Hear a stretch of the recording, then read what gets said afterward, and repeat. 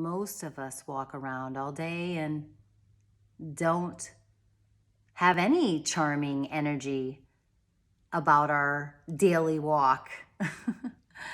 So shifting is important. They say if you don't change every 10 years, you're not living.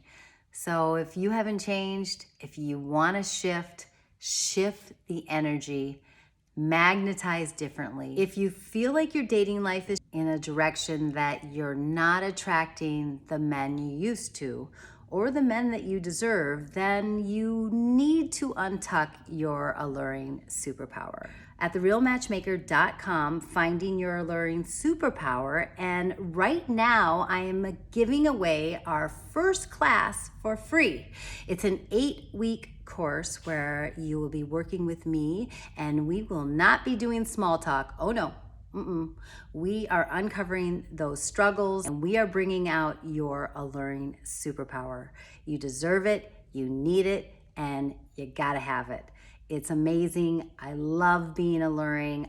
It's a lost charm. Every woman should have an alluring superpower. And if you don't feel like you're alluring the men and the life that you want, then you need to make the changes.